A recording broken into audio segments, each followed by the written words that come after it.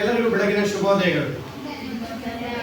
ನೀವು 8ನೇ ತರಗತಿಯಲ್ಲಿ ಪ್ರಾಕೃತಿಕ ಭೂಗೋಳಶಾಸ್ತ್ರದ ಬಗ್ಗೆ ಕಲಿತಿದ್ದೀರಿ.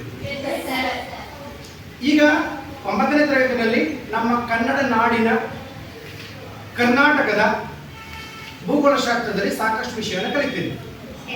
ಭೂಗೋಳಶಾಸ್ತ್ರ ವಿಭಾಗದ ಅಧ್ಯಾಯ 10ರಲ್ಲಿ ನಮ್ಮ ರಾಜ್ಯ ಕರ್ನಾಟಕ, ಈ ಕರ್ನಾಟಕದ ಪ್ರಾಕೃತಿಕ ವಿಭಾಗಗಳ ಬಗ್ಗೆ ಒಂದು ಅಧ್ಯಾಯದಲ್ಲಿ ಈ ದಿನ ನಾವು ನಮ್ಮ ನಾಡಿನ ಹಿರಿಮೆ ಗರಿಮೆ ಪರಂಪರೆ, ಹಾಗೆ ಕರ್ನಾಟಕ ಎಂಬ ಹೆಸರಿನ ಹಿನ್ನೆಲೆ ಮತ್ತು ಅದು ರೂಪುಗೊಂಡ ಬಗೆ ಮತ್ತು ಕರ್ನಾಟಕದ ಭೌಗೋಳಿಕ ಸ್ಥಾನ, ವಿಸ್ತೀರ್ಣ, ಜಲಮೇಲೆ ಮತ್ತು ಭೂಮೇಲೆಗಳು ಹಾಗೂ ನೆರೆಯ ರಾಜ್ಯಗಳ ಬಗ್ಗೆ ಈ ದಿನದ ತರಗತಿಯಲ್ಲಿ ನಾವು ತಿಳಿದುಕೊಳ್ಳೋಣ. ನೀವೆಲ್ಲ ಕನ್ನಡಿಗರು, ಹೌದಾ? ಭಾರತೀಯರು. ಮೊದಲು ನಾವು ಭಾರತೀಯರು, ಅನಂತರ ಕನ್ನಡಿಗರು, ಹೌದಲ್ಲ? ಕನ್ನಡದ ನಾಡಿನ ನೆಲದ ಬಗ್ಗೆ ಸಾಕಷ್ಟು ಹೆಸರಿನ ವ್ಯತ್ಯಾಸಗಳು ಕಂಡುಬರ್ತವೆ. ನೋಡಿ, ನಮ್ಮ ಕನ್ನಡ ನಾಡು ಸೊಬಗು ಸೌಂದರ್ಯಗಳಿಂದ ಕೂಡಿದ ಬೀಡು, ಕಲೆಗಳ ಬೀಡು, ಗೊತ್ತಿದೆಲ್ವಾ? ಸಾಕಷ್ಟು ಖನಿಜ ಸಂಪತ್ತಿದೆ, ನದಿಗಳರಿತವೆ, ವಿವಿಧ ಬಗೆಯ ಮಣ್ಣಿದೆ. ಕನ್ನಡ ಸಾಹಿತ್ಯ ಲೋಕಕ್ಕೆ ಸಾವಿರಾರು ವರ್ಷಗಳ ಇತಿಹಾಸ ಇದೆ. ಕಲೆಯ ವಿಷಯದಲ್ಲಿ ಸಾಕಷ್ಟು ದೇವಾಲಯಗಳು, ಕೋಟೆ ಕೊತ್ತಲಗಳು, ಅರಮನೆಗಳು ಸಾಕಷ್ಟು ಇದ್ದಾವೆ. ಹಾಗಾಗಿ ಕರ್ನಾಟಕ ಹಲವಾರು ಜಲಪಾತಗಳನ್ನು ಹೊಂದಿದೆ. ಇವೆಲ್ಲವುಗಳನ್ನು ಒಂದೊಂದು ಅಧ್ಯಾಯದಲ್ಲಿ ನೀವು ಕಲಿತೀರಿ. ಇಂದು ಕನ್ನಡ ನಾಡಿನ ಹಿರಿಮೆ ಪರಂಪರೆಯಲ್ಲಿ ನೀವೆಲ್ಲ ಕನ್ನಡಿಗರು, ನಾವೆಲ್ಲ ಕನ್ನಡಿಗರಾಗಿರೋದ್ರಿಂದ ಹೆಮ್ಮೆ ಪಡಬೇಕಾದಂಥ ವಿಚಾರ. ಕನ್ನಡ ನಾಡಿಗೆ ಸುದೀರ್ಘವಾದ ಇತಿಹಾಸ ಇದೆ. ಕನ್ನಡ ನಾಡಿಗೆ ಅದರದ್ದೇ ಆದ ಪರಂಪರೆ ಇದೆ.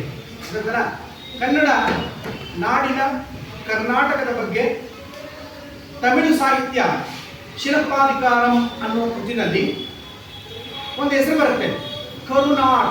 ಕರ್ ಪ್ಲಸ್ ನಾಡು, ಕರುನಾಡು ಅಂದ್ರೆ ಕಪ್ಪಾದ ನಾಡು ಅಂತ.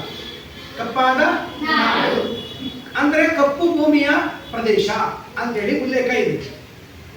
ಕರ್ನಾಟಕದ ಭೂಭಾಗ ಭಾರತದಲ್ಲಿ ಎಲ್ಲಿದೆ ಅಂತ ಹೇಳ್ತಾರೆ ಅಂದ್ರು, ಕರ್ನಾಟಕ ಅನ್ನುವ ರಾಜ್ಯ ಭಾರತದ ನಕ್ಷೆಯಲ್ಲಿ ಎಲ್ಲಿದೆ ಹೇಳ್ತೀರಾ? ಎಸ್, ದಕ್ಷಿಣ ಭಾಗದಲ್ಲಿದೆ. ಭಾರತದ ಭೂಪಟದಲ್ಲಿ ಕರ್ನಾಟಕ ದಕ್ಷಿಣ ಭಾಗದಲ್ಲಿದೆ. ಪರ್ಯಾಯ ಪ್ರಸ್ಥಭೂಮಿಯ ಪಶ್ಚಿಮದಲ್ಲಿದೆ. ಪರ್ಯಾಯ ಪ್ರಸ್ಥಭೂಮಿಯ ಪಶ್ಚಿಮದಲ್ಲಿದೆ. ನೋಡಿ ಭೂಪಟ ನೋಡಿ,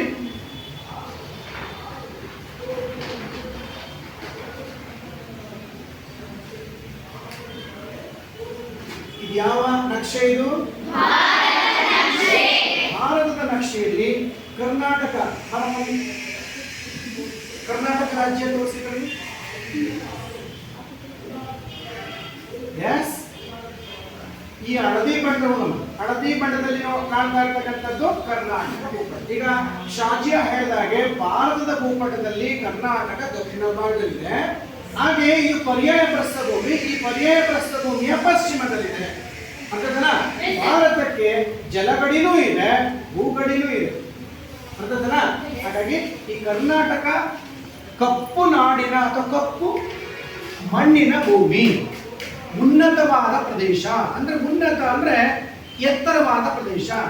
ಈ ಕಡೆ ನಮ್ಮ ದಕ್ಷಿಣ ಭಾರತದಲ್ಲಿ ಭಾರತವನ್ನು ಪರ್ಯಾಯ ದ್ವೀಪ ಅಂತ ಕರಿತೀವಿ. ಭಾರತ ಒಂದು ಪರ್ಯಾಯ ದ್ವೀಪ ಅಂದ್ರೆ ನೀವು ಹೇಳ್ತೀರಿ? ಪರ್ಯಾಯ ದ್ವೀಪ. ದ್ವೀಪಕ್ಕೂ ಪರ್ಯಾಯ ದ್ವೀಪಕ್ಕೂ ಏನು ವ್ಯತ್ಯಾಸ ಹೇಳೋದು? 3 ಕಡೆ ನೀರಿದ್ದು ಮಧ್ಯ ಭೂಮಿ ಇದ್ದರೆ ಅದನ್ನು ಪರ್ಯಾಯ ದ್ವೀಪ. ತಪ್ಪು ಉತ್ತರ. ಮಧ್ಯ ಭೂಮಿ ಅಂತ ಹೇಳ್ಬಾರ್ದು. 3 ಕಡೆ ನೀರಿನಿಂದ ಆವೃತಗೊಂಡಿದ್ದು, ಒಂದು ಕಡೆ ಭೂಭಾಗದಿಂದ ಚಾಚಿಕೊಂಡಿದ್ರೆ ಅದು ಪರ್ಯಾಯ ದ್ವೀಪ. ದ್ವೀಪ ಅಂದ್ರೆ ದ್ವೀಪ ಹೇಳಪ್ಪ.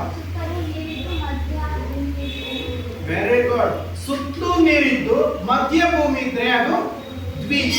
ಉದಾಹರಣೆಗೆ ಶ್ರೀಲಂಕಾ ಒಂದು ದ್ವೀಪ. ಯಾಕೆ?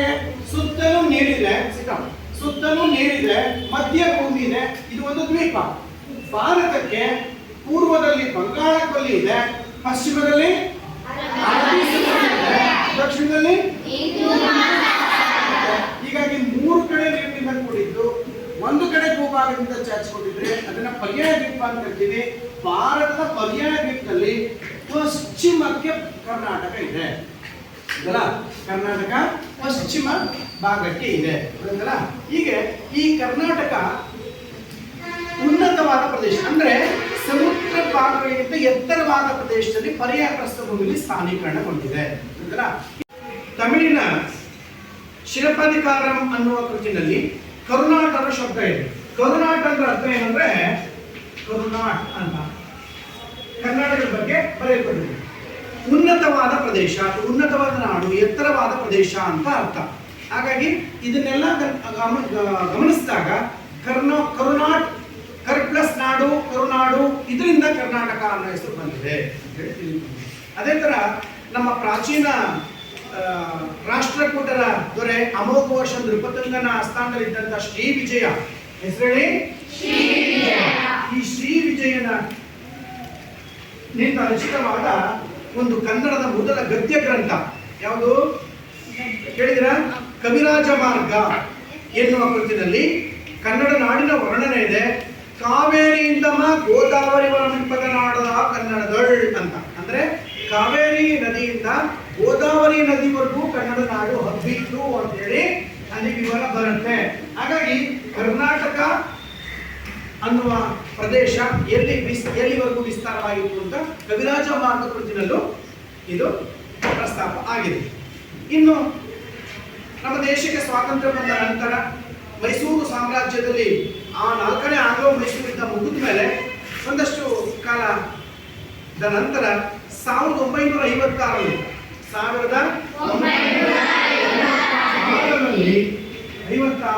ನವೆಂಬರ್ 1 ವಿಶಾಲ ಮೈಸೂರು ರಾಜ್ಯ ಅಂತೇಳಿ ಹೆಸರು ಕೊಡ್ತಾರೆ. ನಮ್ಮ ಕರ್ನಾಟಕ ರಾಜ್ಯಕ್ಕೆ ಮೊದಲು ಇದ್ದ ಹೆಸರು ಮೈಸೂರು ರಾಜ್ಯ ಅಂತ, ವಿಶಾಲ ಮೈಸೂರು ರಾಜ್ಯ. ಹೇಗೆ ಅದನ್ನು ಗುರುತಿಸ್ತಾರೆ ಅಂದ್ರೆ 1953ರಲ್ಲಿ ಫಜಲ್ ಅಲಿ ಆಯೋಗ ಅಂತ ರಚನೆ ಆಗುತ್ತೆ.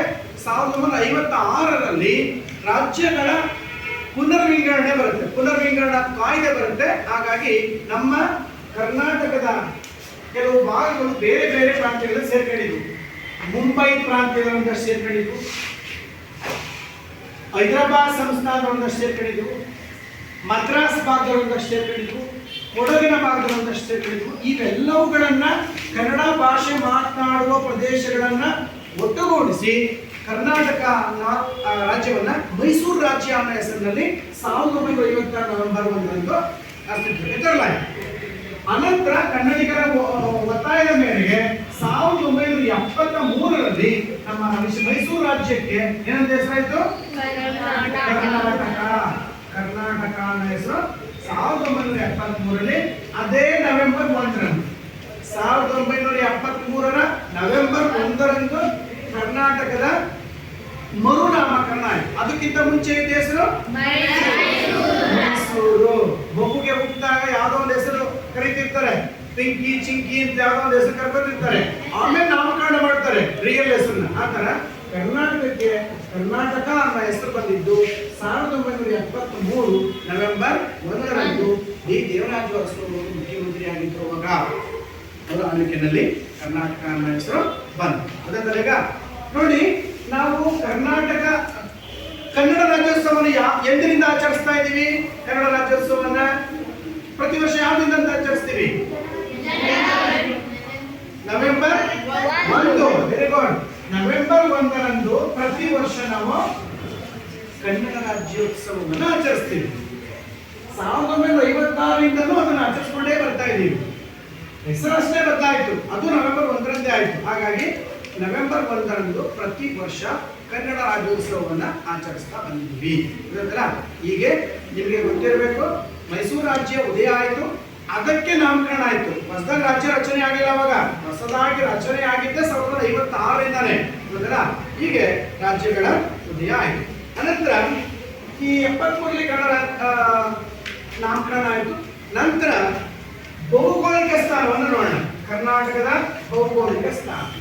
ಭೌಗೋಳಿಕ ಸ್ಥಾನ ಅಂದ್ರೆ ಭೂಪಟದಲ್ಲಿ ಭಾರತದ ಸ್ಥಾನ ಏನು, ಆ ಭಾರತದಲ್ಲಿ ಕರ್ನಾಟಕದ ಸ್ಥಾನ ಏನು. ಕರ್ನಾಟಕದ ಸ್ಥಾನ. ಈಗಾಗಲೇ ಹೇಳಿದ್ರಿ ಭಾರತದ ದಕ್ಷಿಣ ಭಾಗದಲ್ಲೇ ಕರ್ನಾಟಕ ಇದೆ. ಭೂಪಟದ ಮೇಲೆ ಅಕ್ಷಾಂಶ ಮತ್ತು ರೇಖಾಂಶಗಳನ್ನು ಎಳೆಯಲಾಗಿದೆ. ಹಿಂದಿನ ತರಗತಿ ತಿಳ್ಕೊಂಡಿದ್ದೀರಿ. ಅಕ್ಷಾಂಶಗಳೆಂದ್ರೇನು? ಭೂಪಟದ ಮೇಲೆ ಪೂರ್ವ ಪಶ್ಚಿಮವಾಗಿ ಇಳಿದಿರುವ ಕಾಲ್ಪನಿಕ ರೇಖೆಗಳು. ಕಾಲ್ಪನಿಕ ರೇಖೆಗಳು ಅವುಗಳು ಹೇಳ್ತೀವಿ. ಭೂಪಟದ ಮೇಲೆ ಪೂರ್ವ ಪಶ್ಚಿಮವಾಗಿ ಎಳೆದಿರುವ ಕಾಲ್ಪನಿಕ ರೇಖೆಗಳಿಗೆ ಅಕ್ಷಾಂಶಗಳು ಎಂದು ಕರಿತೀವಿ. ಅದೇ ತರ ಉತ್ತರ ಧ್ರುವದಿಂದ ದಕ್ಷಿಣ ಧ್ರುವಗಳ ಕಡೆಗೆ ಎಳೆದಿರುವ ಕಾಲ್ಪನಿಕ ರೇಖೆಗಳಿಗೆ ರೇಖಾಂಶಗಳು ಅಂತ ಕರಿತೀವಿ. ಗೊತ್ತಾಯ್ತಲ್ಲ? ಈ ಅಕ್ಷಾಂಶ ರೇಖಾಂಶಗಳ ಸ್ಥಾನದಿಂದ ನೋಡೋದಾದ್ರೆ ಕರ್ನಾಟಕ ನೋಡಿ, ಭಾರತ ಶುರುವಾಗೋದು 6 ಡಿಗ್ರಿಯಿಂದ. ಗೊತ್ತಾಯ್ತಲ್ಲ? ಕರ್ನಾಟಕ ಶುರುವಾಗ್ತಾ ಇರೋದು 11 ಡಿಗ್ರಿಯಿಂದ. 11 ಡಿಗ್ರಿ ಇಂದ 18 ಡಿಗ್ರಿ ಉತ್ತರ ಅಕ್ಷಾಂಶ. ನೋಡಿ ಈ ಭಾಗ ಭಾರತ 6 ಡಿಗ್ರಿ ಶುರು ಆಗುತ್ತೆ. ಇಲ್ಲಿ 11 ಡಿಗ್ರಿಯಿಂದ ಕರ್ನಾಟಕ ಶುರು ಆಗುತ್ತೆ. 11 ಡಿಗ್ರಿ ಅಕ್ಷಾಂಶದಿಂದ 18 ಡಿಗ್ರಿ ಅಕ್ಷಾಂಶದವರೆಗೆ ಕರ್ನಾಟಕ ಸ್ಥಾನೀಕರಿಸಿದೆ. ಇದು ಅಕ್ಷಾಂಶ ಇದೆ, ನೋಡ್ತಾ ಇದ್ರಲ್ಲ? ಅಂದ್ರೆ ಪೂರ್ವ ಪಶ್ಚಿಮವಾಗಿ ಇರತಕ್ಕಂಥ ಕಾಲ್ಪನಿಕ ರೇಖೆ. ಅದೇ ತರ ರೇಖಾಂಶಗಳನ್ನು ಗುರುತಿಸೋದಾದ್ರೆ ಇದು 74 ಡಿಗ್ರಿಯಿಂದ 78 ಡಿಗ್ರಿವರೆಗೂ ಬರುತ್ತೆ. 74 ಡಿಗ್ರಿಯಿಂದ 78 ಡಿಗ್ರಿ. ನೋಡಿ,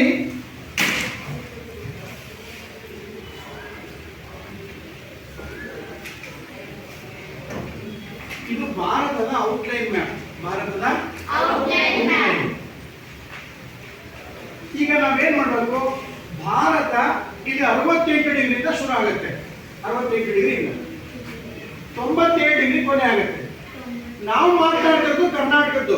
ಈ ಕರ್ನಾಟಕದ ರೇಖಾಂಶಗಳು ಎಷ್ಟಿದೆ ಅಂತ 74ರಿಂದ 78 ಡಿಗ್ರಿ. ನೋಡಿ, ಇಲ್ಲಿ 74 ಡಿಗ್ರಿಯಿಂದ 78 ಡಿಗ್ರಿ. ಏನಿದು? ಪೂರ್ವ ರೇಖಾಂಶ. ಯಾಕೆ ಅಂದ್ರೆ ಭಾರತವು ಪೂರ್ವಾರ್ಧಗೋಳದಲ್ಲಿದೆ, ಹಾಗಾಗಿ ಕರ್ನಾಟಕವು ಪೂರ್ವಾರ್ಧಗೋಳದಲ್ಲಿಂದ ಪೂರ್ವ ರೇಖಾಂಶ. 74 ಡಿಗ್ರಿಯಿಂದ 78 ಡಿಗ್ರಿ ರೇಖಾಂಶಗಳು. ಅರ್ಥ ಮಾಡ್ಕೊಳ್ಳಿ, ಇದು ರೇಖಾಂಶಗಳು. ಅದೇ 11 ಡಿಗ್ರಿಯಿಂದ 11 ಡಿಗ್ರಿಯಿಂದ 18 ಡಿಗ್ರಿ ಏನಿದು? ಉತ್ತರ ಅಕ್ಷಾಂಶ. Very good. ಉತ್ತರ ಅಕ್ಷಾಂಶ. ನೀವು ಅಕ್ಷಾಂಶಗಳು ಅಂದ್ರೆ ಪೂರ್ವ ಪಶ್ಚಿಮ ಹೇಳಿದ್ದೀವಿ. ಈ ಅಕ್ಷಾಂಶ ಮತ್ತು ರೇಖಾಂಶಗಳ ನಡುವೆ ಕರ್ನಾಟಕ ಸ್ಥಾನೀಕರಿಸಿದೆ. ಇದನ್ನ ಅಕ್ಷಾಂಶ ರೇಖಾಂಶಗಳ ಸ್ಥಾನ ಅಥವಾ ಭೌಗೋಳಿಕ ಸ್ಥಾನ ಅಂತ ಕರೀತಾರೆ. ಅರ್ಥ ಆಯ್ತಾ ನಿಮ್ಗೀಗ? ಅಕ್ಷಾಂಶ ಮತ್ತು ರೇಖಾಂಶಗಳು. ಈಗ ನೀವು ಕರ್ನಾಟಕದ ಅಕ್ಷಾಂಶಿಕ ಸ್ಥಾನ ಏನು ಬೇಕು? 11 ಡಿಗ್ರಿಯಿಂದ 18 ಡಿಗ್ರಿ ಉತ್ತರ ಅಕ್ಷಾಂಶದಲ್ಲಿಯೂ ರೇಖಾಂಶಿಕ ಸ್ಥಾನ 74 ಡಿಗ್ರಿಯಿಂದ 78 ಡಿಗ್ರಿ ಪೂರ್ವ ರೇಖಾಂಶದ ನಡುವೆ ಕರ್ನಾಟಕ ಸ್ಥಾನೀಕರಿಸಿದೆ. ಇದನ್ನ ಭೌಗೋಳಿಕ ಸ್ಥಾನ ಅಂತ ಕರಿತೀವಿ. ಗೊತ್ತಾಯ್ತಲ್ಲ? ಅದೇ ರೀತಿ ಇದರ ಕರ್ನಾಟಕದ ಉದ್ದ ಅಗಲ ಎಷ್ಟು ಅಂತ ನೋಡೋದಾದ್ರೆ, ಕರ್ನಾಟಕದ ಉದ್ದ ಅಗಲ ಎಷ್ಟು ಅಂತ ನೋಡೋದಾದ್ರೆ ನೋಡಿ, ಬೀದರ್ ಜಿಲ್ಲೆಯ, ಇದು ಬೀದರ್ ಜಿಲ್ಲೆ. ಗೊತ್ತಾಯ್ತಲ್ಲ? ಈ ಬೀದರ್ ಜಿಲ್ಲೆಯ ತುದಿ ಔರಾದ್ ಅಂತ ಹೆಸರಲ್ಲಿ ಔರಾದ್ ತಾಲೂಕಿನಿಂದ ಅದೇ ಚಾಮರಾಜನಗರ ಜಿಲ್ಲೆಯ ತುದಿವರೆಗೂ, ದಕ್ಷಿಣದ ತುದಿವರೆಗೂ ಸುಮಾರು 750 ಕಿಲೋಮೀಟರ್ ಇದೆ. ಎಷ್ಟಿದೆ? 750 ಉದ್ದವಿದೆ. ದಕ್ಷಿಣೋತ್ತರವಾಗಿ ಕರ್ನಾಟಕದ ಉದ್ದ 750 ಕಿಲೋಮೀಟರ್. ತಿಳಿತಾ? ಅಂದ್ರೆ ದೊಡ್ಡ ತುದಿ ಬೀದರ್ ಜಿಲ್ಲೆಯ ಔರಾದ್ನಿಂದ ದಕ್ಷಿಣದ ಚಾಮರಾಜನಗರ ಜಿಲ್ಲೆಯವರೆಗೂ ಕೂಡ ವ್ಯಾಪಿಸಿದೆ. ಇದರ ಉದ್ದ ಬಂದು 750 ಕಿಲೋಮೀಟರ್. ಇನ್ನು ಅದೇ ತರಹ ನೋಡಿ, ಪಶ್ಚಿಮದ ಕಾರವಾರದಿಂದ ಪೂರ್ವದಲ್ಲಿ ಕೋಲಾರ ಜಿಲ್ಲೆಯ, ಇದು ತುದಿತಾನೆ, ಇದು ಕೋಲಾರ ಜಿಲ್ಲೆ. ಇದು ಕೋಲಾರ ಜಿಲ್ಲೆಯ ಮುಳುಬಾಗಿಲು ಅಂತಿದೆ. ಈ ಮುಳುಬಾಗಿಲು ಜಿಲ್ಲೆವರೆಗೂ ಇದು ಪೂರ್ವ ಪಶ್ಚಿಮವಾಗಿರ್ತಕ್ಕಂಥ ಉದ್ದ ಸುಮಾರು 400 ಕಿಲೋಮೀಟರ್. 400 ಕಿಲೋಮೀಟರ್ ಅಗಲ ಕರ್ನಾಟಕದ ಅಗಲ. ಹೌದಲ್ಲಪ್ಪ? ಉದ್ದ 700 ಕಿಲೋಮೀಟರ್. ಹೀಗೆ ಇದು ಕರ್ನಾಟಕದ ಔಟ್ಲೈನ್ ಮ್ಯಾಪ್. ಹೌದೇನಮ್ಮ?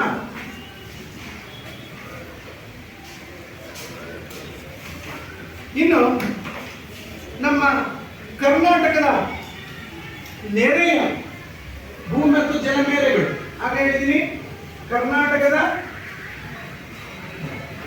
ಭೂ ಮೇರೆ ಮತ್ತು ಜಲಮೇರೆ ಎರಡೂ ಇದೆ.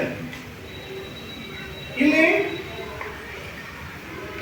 ಪಶ್ಚಿಮ ಕರಾವಳಿಯ ಪಶ್ಚಿಮ ಭಾಗದಲ್ಲಿರ್ತಕ್ಕಂತಹ ಏನ್ ಕರ್ನಾಟಕದ ಪಶ್ಚಿಮ ಘಟ್ಟಗಳು ಅಂತ ಏನ್ ಹೇಳ್ತೀವಿ, ಆ ಪಶ್ಚಿಮ ಕರಾವಳಿ ತೀರ ಇದೆ. ಇಲ್ಲಿ ಮಂಗಳೂರಿನಿಂದ ಕಾರವಾರವರೆಗೂ ಇದೆ.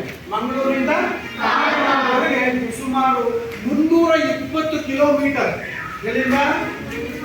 ಕಾರವಾರದಿಂದ ಮಂಗಳೂರು. ಈ ಮಂಗಳೂರು ನಡುವೆ ಸುಮಾರು 320 ಕಿಲೋಮೀಟರ್ ಕರಾವಳಿ ತೀರವನ್ನು ಹೊಂದಿದೆ. ಕರಾವಳಿ ತೀರ ಅಂದ್ರೆ ಹೇಳಿ, ಸಮುದ್ರ ತೀರ ಅಂತ.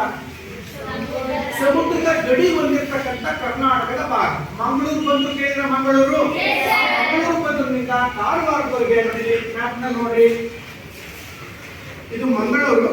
ಇಲ್ಲಿಂದ ಕಾರವಾರವರೆಗೆ ಉತ್ತರ ಕನ್ನಡ ಜಿಲ್ಲೆಯಲ್ಲಿ ಕಾರವಾರ ಇದೆ, ಈ ದಕ್ಷಿಣ ಕನ್ನಡ ಜಿಲ್ಲೆಯಲ್ಲಿ ಮಂಗಳೂರು ಇದೆ. ಈ ನಡುವೆ 320 ಕಿಲೋಮೀಟರ್ ಜಲಗಡಿಯನ್ನ ಹೊಂದಿದೆ. ಅಂದ್ರೆ ಕರಾವಳಿ ತೀರವನ್ನ ಕರ್ನಾಟಕ ಹೊಂದಿದೆ. ಅರ್ಥಾಯ್ತಾ? ಹೀಗೆ ಈ ಕರ್ನಾಟಕದ ಜಲಗಡಿ. ಇನ್ನು ಭೂಮೇರೆ ಕೂಡ ಇದೆ. ಭೂಮೇರೆ ಅಂದ್ರೇನು? ಇಲ್ಲೆಲ್ಲ ಭೂಭಾಗ ಇದೆ ನೋಡಿ, ಇಲ್ಲೆಲ್ಲ ಭೂಭಾಗ ಇದೆ. ಭೂಗಡಿ ಅಂತ ಕರಿತೀವಿ. ಗೊತ್ತಲ್ಲ? ಈ ಭೂಗಡಿನಲ್ಲಿ ಮುಖ್ಯವಾಗಿ ನಾವು ನಮ್ಮ ಕರ್ನಾಟಕದ ನೆರೆಯ ರಾಜ್ಯಗಳನ್ನ ಗುರುತಿಸೋದಾದ್ರೆ, ನಮ್ಮ ಕರ್ನಾಟಕದ ನೆರೆಯ ರಾಜ್ಯಗಳನ್ನ ಯಾರು ಗುರುತಿಸ್ತೀರಾ? ಅಂದ್ರೆ ನಮ್ಮ ರಾಜ್ಯದ ನೆರೆಹೊರೆಯ ರಾಜ್ಯಗಳು ಯಾವ್ಯಾವು ಅಂತ ಯಾರಾದ್ರು ಅದು ಮ್ಯಾಪ್ ಅಲ್ಲಿ ಗುರುತಿಸಲಾಯ್ತು ನೋಡಿ. ಇದು ಕರ್ನಾಟಕ. ಉತ್ತರದಲ್ಲಿ ಮಹಾರಾಷ್ಟ್ರ ಇದೆ. ಹೇಳಿ, ಮಹಾರಾಷ್ಟ್ರ. ಪೂರ್ವಕ್ಕೆ ಆಂಧ್ರ ಪ್ರದೇಶ, ಆ ದಕ್ಷಿಣ ಮತ್ತು ಆಗ್ನೇಯದಲ್ಲಿ ತಮಿಳುನಾಡು. ಅದೇ ತರ ಇದ್ಯಾವುದಿತ್ತು? ನೈಋತ್ಯದಲ್ಲಿ ಕೇರಳ, ವಾಯುವ್ಯದಲ್ಲಿ ಗೋವಾ, ಹಾಗೆ ಈಶಾನ್ಯದಲ್ಲಿ ತೆಲಂಗಾಣ. ಈಗ ನೀವು ಕರ್ನಾಟಕದ ನೆರೆಯ ರಾಜ್ಯಗಳನ್ನು ಹೆಸರಿಸಿ ಅಂದ್ರೆ 1 ಗೋವಾ, 2 ಮಹಾರಾಷ್ಟ್ರ, 3 ತೆಲಂಗಾಣ, 4 ಆಂಧ್ರ ಪ್ರದೇಶ, 5 ತಮಿಳುನಾಡು, 6 ಕೇರಳ. 6 ರಾಜ್ಯಗಳ ಭೂ ಮೇರೆ ಅಥವಾ ಭೂ ಗಡಿಯನ್ನ ನಮ್ಮ ಕರ್ನಾಟಕ ಒಳಗೊಂಡಿದೆ. ತಿಳಿತಾ? ಅರ್ಥಾಯ್ತೇನಮ್ಮ? ಪುಟ್ಟ ರಾಜ್ಯ ಗೋವಾ, ಮಹಾರಾಷ್ಟ್ರ, ತೆಲಂಗಾಣ, ಆಂಧ್ರ ಪ್ರದೇಶ, ತಮಿಳುನಾಡು ಮತ್ತು ಕೇರಳ. ಇವಿಷ್ಟು ರಾಜ್ಯಗಳ ಗಡಿಯನ್ನ ಕರ್ನಾಟಕ ಹೊಂದಿದೆ. ಅವುಗಳ ಜೊತೆ ಗಡಿಯನ್ನ ಹಂಚಿಕೊಂಡಿದೆ. ಇವುಗಳನ್ನ ನಾವು ನೆರೆಯ ರಾಜ್ಯಗಳು, ಕರ್ನಾಟಕದ ನೆರೆಹೊರೆಯ ರಾಜ್ಯಗಳು ಅಂತ ಕರಿತೀವಿ. ಎಷ್ಟಿದೆ ಹೇಳೋಣ? ಯಾರು ಹೇಳ್ತೀರಾ? ಕರ್ನಾಟಕದ ನೆರೆಯ ರಾಜ್ಯಗಳು, ನೆರೆಹೊರೆಯ ರಾಜ್ಯಗಳು ಅವು ಕರಿಬಹುದು. ಹೇಳಮ್ಮ, ಯಾವ್ದಾವ್ದು ಹೇಳಪ್ಪ? ಕೇರಳ, ತಮಿಳುನಾಡು, ಆಂಧ್ರ ಪ್ರದೇಶ, ತೆಲಂಗಾಣ, ಮಹಾರಾಷ್ಟ್ರ ಮತ್ತು ಗೋವಾ. ಇವಿಷ್ಟು ರಾಜ್ಯಗಳನ್ನ ಕರ್ನಾಟಕದ ನೆರೆಯ ರಾಜ್ಯಗಳು ಅಂತ ಗುರುತಿಸ್ತೀವಿ. ಅರ್ಥ ಆಗಲ್ಲ? ಇನ್ನು ಕರ್ನಾಟಕ ಆಕಾರದಲ್ಲಿ ಗೋಡಂಬಿ ಆಕಾರವನ್ನು ಹೊಂದಿದೆ. ಗೋಡಂಬಿ ತಿಂದಿದ್ದೀರಾ? ಒಂದು ರೀತಿ ಗೋಡಂಬಿ ಆಕಾರದಲ್ಲಿ ಕರ್ನಾಟಕವನ್ನು ನೋಡುವುದು ಕರ್ನಾಟಕ. ಇನ್ನು ಭಾರತದ ಭೂಪಟದಲ್ಲಿ ಕರ್ನಾಟಕ ಯಾವ ದಿಕ್ಕಿನಲ್ಲಿದೆ? ಯಾವ ದಕ್ಷಿಣ ದಿಕ್ಕಿನಲ್ಲಿದೆ? ಹಾಗಂದ್ರಪ್ಪ ಭಾರತ ವಿಸ್ತೀರ್ಣ ಗಮನಿಸೋದಾದ್ರೆ, ಭಾರತದ ವಿಸ್ತೀರ್ಣದಲ್ಲಿ ಕರ್ನಾಟಕವನ್ನು ನೋಡಿದರೆ ಭಾರತ ವಿಸ್ತೀರ್ಣ ಗೊತ್ತಾ ನಿಮಗೆ? ಭಾರತದ ವಿಸ್ತೀರ್ಣ ಗೊತ್ತಾ ಯಾರಾದ್ರು? ಹೇಳಮ್ಮ. 32,87,263 ಚದರ ಕಿಲೋಮೀಟರ್ ಅನ್ಬೇಕು. ಹೇಳಮ್ಮ, ರಿಪೀಟ್ ಮಾಡು. 32,87,263 ಚದರ ಕಿಲೋಮೀಟರ್. ಏನಿದು? ಭಾರತದ ವಿಸ್ತೀರ್ಣ. ಅದೇ ತರಹ ಕರ್ನಾಟಕದ ವಿಸ್ತೀರ್ಣ ಕರ್ನಾಟಕದ ವಿಸ್ತೀರ್ಣ 1,97,000 ಸೆಕೆಂಡ್ 791 ಚದರ ಕಿಲೋಮೀಟರ್. 1,97,791 ಚದರ ಕಿಲೋಮೀಟರ್ ವಿಸ್ತೀರ್ಣವನ್ನ ಕರ್ನಾಟಕ ಹೊಂದಿದೆ. ಕರ್ನಾಟಕದ ವಿಸ್ತೀರ್ಣ ಇದು ಭಾರತದ ವಿಸ್ತೀರ್ಣ. ಗೊತ್ತೇನಪ್ಪ? ಹೀಗಾಗಿ ಕರ್ನಾಟಕ 1,97,000 ನೋಡಿ ಇಷ್ಟು ಸುತ್ತಳ ನೋಡಿ ಇದಿಷ್ಟು ವಿಸ್ತೀರ್ಣ ನಾವು 1,97,791 ಕಿಲೋಮೀಟರ್ ಅಂತ ಕರಿತೀವಿ. ಗೊತ್ತೇನಪ್ಪ? ಇನ್ನು ವಿಸ್ತೀರ್ಣದಲ್ಲಿ ಇಡೀ ದೇಶದಲ್ಲಿಯೇ ಕರ್ನಾಟಕ 8ನೇ ಸ್ಥಾನ ಪಡೆದಿರುತ್ತೆ. 8ನೇ ಸ್ಥಾನ ಪಡೆದಿರುತ್ತೆ. ಇನ್ನು 2011ರ ಜನಗಣತಿಯ ಪ್ರಕಾರ 2011ರ ಜನಗಣತಿಯ ಪ್ರಕಾರ ಪ್ರತಿ 10 ವರ್ಷಕ್ಕೊಮ್ಮೆ ನಡೀತದೆ ಜನಗಣತಿ. ಗಣತಿ ಏನು? ಜನಗಣತಿ ಏನು? ಜನರ ತಲಾವಾರು ಎಣಿಕೆ ಕ್ರಮ. ತಲಾವಾರು ಎಣಿಕೆ ಕಾರ್ಯ ನಡೀತದೆ ಪ್ರತಿ 10 ವರ್ಷಕ್ಕೊಮ್ಮೆ. 2011ರಲ್ಲಿ ಜನಗಣತಿ ನಡೆದಿತ್ತು. ಈಗ ಮತ್ತೆ 21ರಲ್ಲಿ ಆಗ್ಬೇಕಾಗಿತ್ತು, ಆಗಿಲ್ಲ. ಕೊರೋನಾ ಬಂತಲ್ಲ, ಹಾಗಾಗಿ ಆ ಸಮಯದಲ್ಲಿ ಆಗಲಿಲ್ಲ. ಈಗ ಆಗಿನ ಜನಸಂಖ್ಯೆ ಕರ್ನಾಟಕದ್ದು 6,10,95,297. ಎಷ್ಟೈತೆ ಹೇಳಿ? 6,10,95,297 ಎಂದು ಜನಸಂಖ್ಯೆ. ಈ ಜನಸಂಖ್ಯೆ ಈಗ ಅಷ್ಟೇ ಇದೆನಾ? ಕರ್ನಾಟಕದ ಜನಸಂಖ್ಯೆ 2011ರಲ್ಲಿ ಎಷ್ಟಿತ್ತು ಅಷ್ಟೇ ಇದೆಯಾ? ಈಗಿನ ಜನಸಂಖ್ಯೆ ಅದಕ್ಕಿಂತ ಹೆಚ್ಚಾಗಿದೆ. ಯಾವ್ದಕ್ಕಿಂತ 2010 ವರ್ಷ ಇದ್ದಕ್ಕೆ 14 ವರ್ಷ ಆಯ್ತು. ಹಾಗಾಗಿ ಜನಸಂಖ್ಯೆ ಅಷ್ಟೇ ಇರುತ್ತಾ? 6,82,00,000 ಆಗಿದೆ. 6,82,00,000 ಈಗ ಸರಿಸುಮಾರು 7,70,00,000 ನಮ್ಮ ಕರ್ನಾಟಕ ರಾಜ್ಯದ ಜನಸಂಖ್ಯೆ ಹೋಗ್ತಾ ಇದೆ. ಇನ್ನು ಮುಂದುವರೆದು ವಿಸ್ತೀರ್ಣದಲ್ಲಿ 8ನೇ ಸ್ಥಾನ ಈಗಾಗಲೇ ನೋಡಿದ್ದೀರಿ. ವಿಸ್ತೀರ್ಣದಲ್ಲಿ 8ನೇ ಸ್ಥಾನವನ್ನು ಕರ್ನಾಟಕ ರಾಜ್ಯ ಪಡ್ಕೊಂಡಿದೆ. 5.83 ಭೂಮಿಯನ್ನು ಹೊಂದಿದೆ. ಇದು 5.83 ಭೂಮಿಯನ್ನ ಭಾರತ ದೇಶದ ಒಟ್ಟು ಭೂಮಿಯಲ್ಲಿ ಕರ್ನಾಟಕ ಹೊಂದಿರತಕ್ಕಂಥ ಭೂಮಿಯ ಪ್ರಮಾಣ 5.83 ಅಂತೇಳಿ ಗುರುತಿಸಬಹುದು. ಇನ್ನು ಕರ್ನಾಟಕ ರಾಜ್ಯ ಎಷ್ಟು ಜಿಲ್ಲೆಗಳನ್ನು ಒಳಗೊಂಡಿದೆ?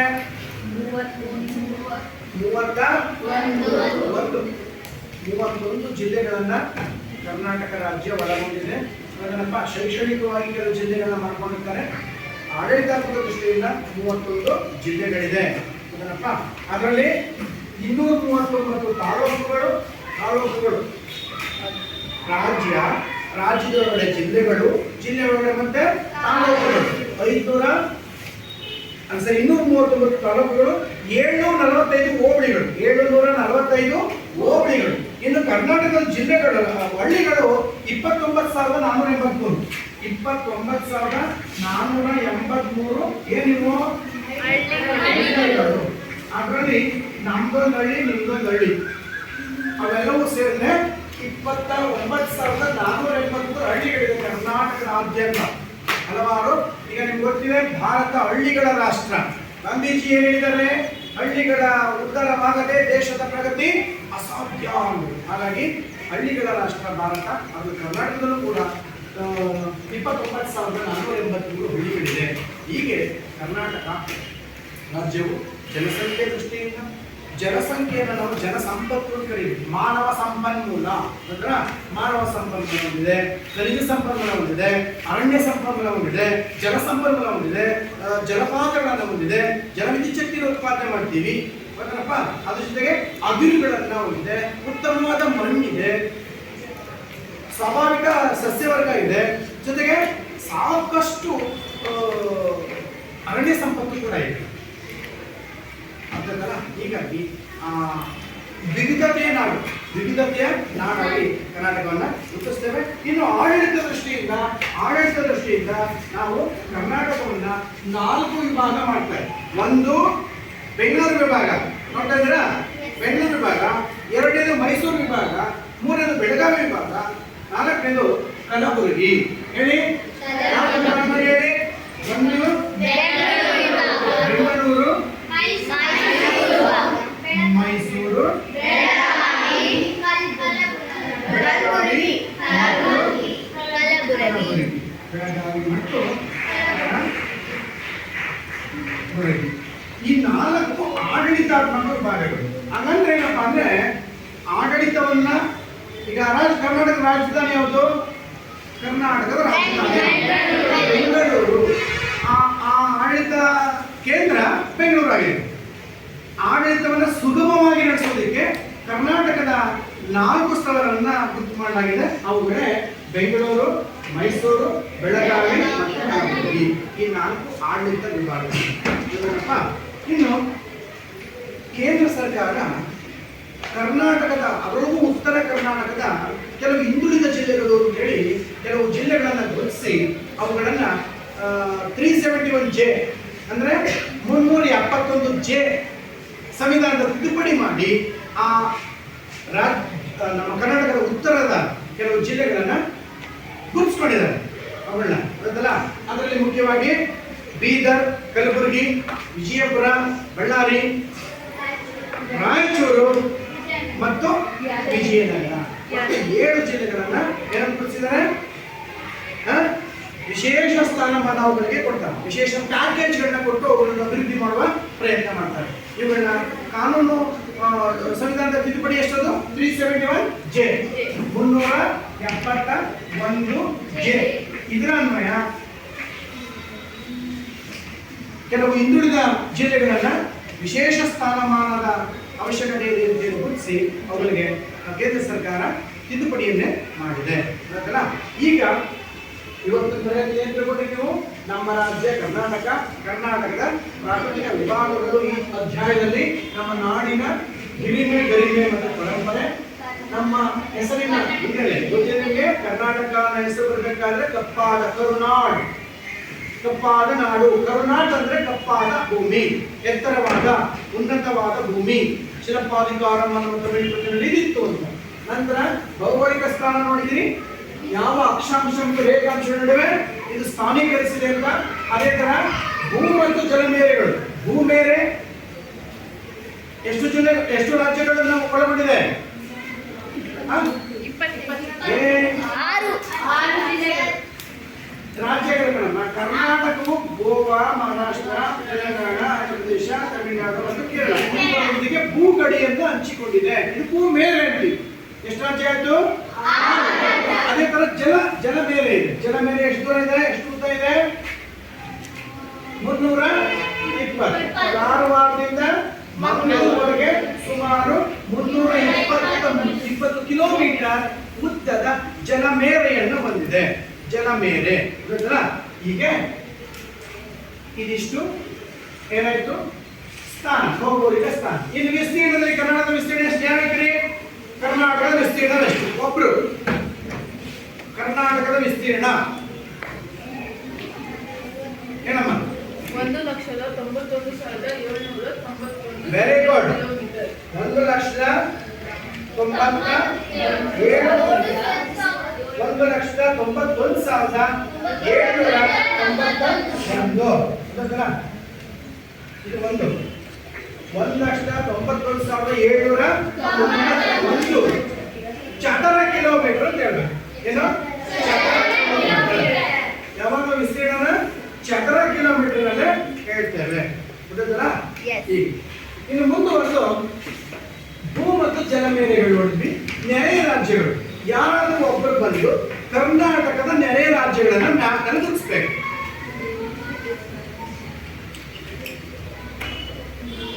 ಯಾರು ಬರ್ತೀರಿ ಅಲ್ಲಿ ಮ್ಯಾಪ್ ನಲ್ಲಿ ಗುರುತಿಸೋದಷ್ಟೇ. ಕರ್ನಾಟಕದ ಅಕ್ಕಪಕ್ಕದ ಜಿಲ್ಲೆಗಳನ್ನ, ಹೊಸ ರಾಜ್ಯಗಳನ್ನ, ಕರ್ನಾಟಕದ ನೆರೆಹೊರೆಯ ರಾಜ್ಯಗಳನ್ನ ಯಾರು ಗುರುತಿಸ್ತೀರಿ? ಮಹಾರಾಷ್ಟ್ರ ರಾಜ್ಯ.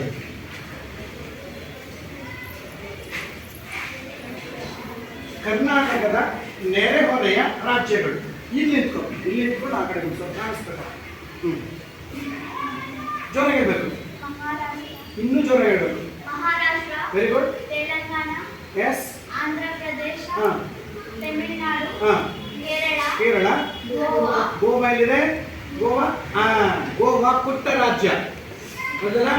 ನಮ್ಮ ದೇಶದಲ್ಲಿ ಚಿಕ್ಕ ರಾಜ್ಯ ಯಾವುದು? ನೆಕ್ಸ್ಟ್. ವಿಸ್ತೀರ್ಣದಲ್ಲಿ ದೊಡ್ಡ ರಾಜ್ಯ ರಾಜಸ್ಥಾನ. ಅಲ್ಲಿ ಇದು ಇದು ರಾಜಸ್ಥಾನ ವಿಸ್ತೀರ್ಣ. ಈಗ ನಮ್ಗೆ ಬೇಡ ಕರ್ನಾಟಕದ ನೆರೆಹೊರೆಯ ರಾಜ್ಯಗಳಾವು ಅಂತ ಗೊತ್ತಾಯ್ತಾ? ಈಗ ಎಷ್ಟು ಜನ ಗುರುತಿಸ್ತೀರಿ? ಹಾ, ಗುಡ್. ಸಿಟ್ ಡೌನ್ ಆಯ್ತಾ? ಇವುಗಳನ್ನ ನಾವು ನೆರೆಯ ಗೊತ್ತಾಯ್ತಾ? ಈಗ ನಿಮ್ ಜಿಲ್ಲೆ ಯಾವುದು? ನಿಮ್ಮ ಜಿಲ್ಲೆ ಯಾವುದು? ನಿಮ್ಮ ಜಿಲ್ಲೆ ಯಾವುದು? ದಾವಣಗೆರೆಗೆ ನೆರೆಹೊರೆಯ ಜಿಲ್ಲೆಗಳಿವೆ, ಹೌದಲ್ವಾ? ಹಾ, ಚಿತ್ರದುರ್ಗ ಹೇಳಿ, ಅದು ನಿಮ್ಮ ನೆರೆಯ ಜಿಲ್ಲೆ. ಅರ್ಥ ಆಯ್ತಾ? ಆ ರೀತಿ ರಾಜ್ಯಕ್ಕೆ ನೆರೆಯ ರಾಜ್ಯಗಳಿದೆ, ದೇಶಕ್ಕೆ ನೆರೆಯ ದೇಶಗಳಿದೆ, ನಮ್ಮ ದೇಶದ ನೆರೆಹೊರೆಯ ದೇಶಗಳಿದೆ. ಅರ್ಥ ಆಯ್ತಲ್ಲ? ಹೀಗೆ ನೀವು ಇವುಗಳನ್ನೆಲ್ಲ ತಿಳ್ಕೊಳ್ಳಿ. ಹೋಮ್ವರ್ಕ್ ಬರ್ಕೊಳ್ಳಿ.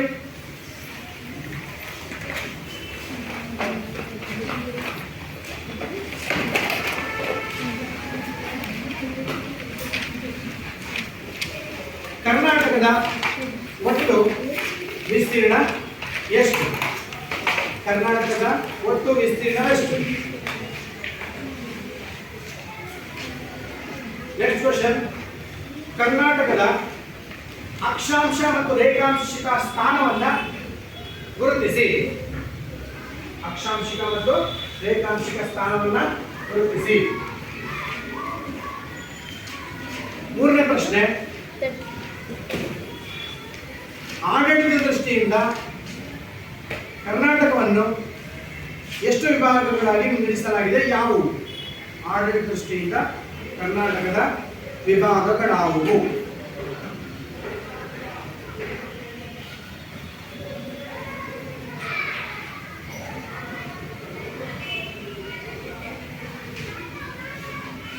ಕರ್ನಾಟಕದ ನೆಕ್ಸ್ಟ್ ಕ್ವಶನ್.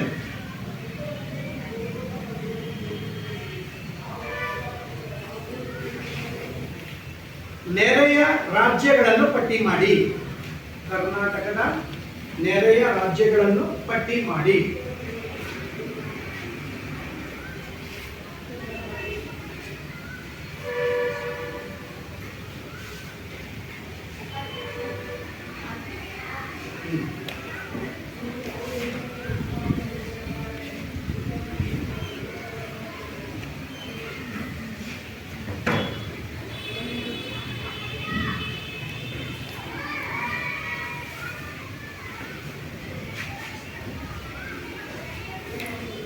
ಕರ್ನಾಟಕದ ದಕ್ಷಿಣೋತ್ತರ ಉದ್ದವೆಷ್ಟು? ಕರ್ನಾಟಕದ ದಕ್ಷಿಣೋತ್ತರ ಉದ್ದವೆಷ್ಟು?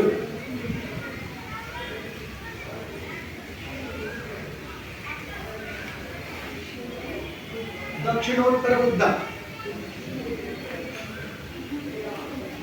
ದಕ್ಷಿಣ ಉತ್ತರ ಉದ್ದ ಹಾಗಂದ್ರೆ ಉತ್ತರದ ತುದಿ ಔರಾದ್ ಅಂತ ಹೇಳಿದೀವಿ, ದಕ್ಷಿಣದ ತುದಿ ಚಾಮರಾಜನಗರ ಜಿಲ್ಲೆ. ಇವುಗಳ ನಡುವಿನ ದೂರ ಎಷ್ಟು? ನಂತರ ಪೂರ್ವ ಪಶ್ಚಿಮವಾಗಿ ಕರ್ನಾಟಕದ ತುದಿ ಅಥವಾ ಅಗಲ, ಕರ್ನಾಟಕದ ಅಗಲವೆಷ್ಟು? ಪಶ್ಚಿಮದಲ್ಲಿ ಕಾರವಾರದಿಂದ, ಪೂರ್ವದಲ್ಲಿ ಕೋಲಾರದ ಮುಳಬಾಗಿಲು.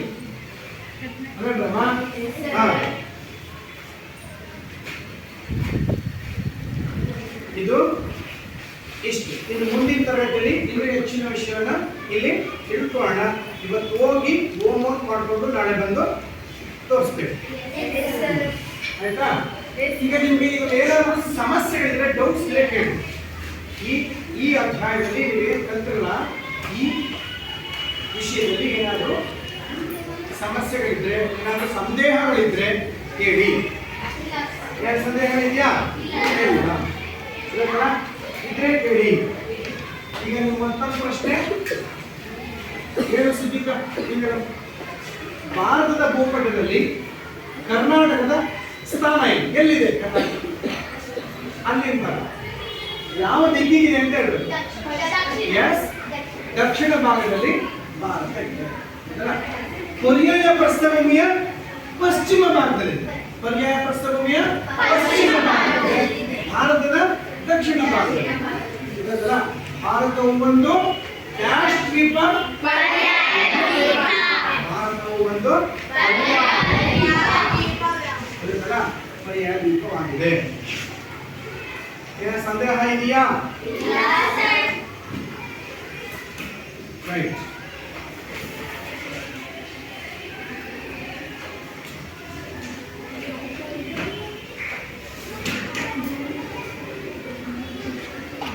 ಇದು ಕರ್ನಾಟಕದ ಔಟ್ಲೈನ್ ಮ್ಯಾಪ್.